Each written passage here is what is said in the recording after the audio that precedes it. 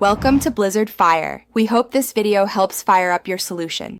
In this video, I will explain how to replace a CV axle on a GMC Sierra.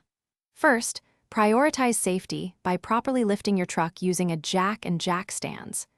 Remove the front wheel and carefully detach the brake caliper, hanging it securely to avoid stressing the brake line.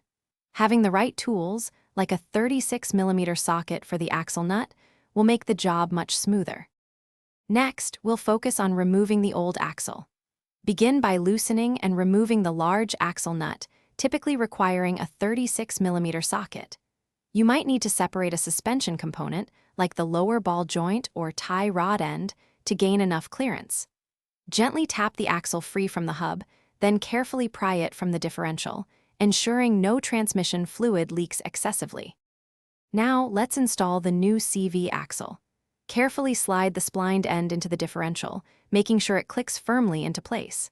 Then, guide the outer end through the wheel hub, aligning the splines. Reconnect any suspension components you detached, such as the lower ball joint or tie rod end, and tighten all fasteners to manufacturer specifications. This ensures everything is secure and aligned. For our final steps, reattach the brake caliper and reinstall the wheel.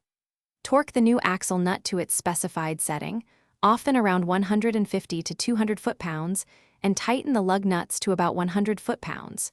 Double-check your differential fluid level, adding more if needed. Finally, take your GMC Sierra for a short test drive to ensure everything feels right and operates smoothly. Thanks for watching. If you found this helpful, don't forget to like and subscribe.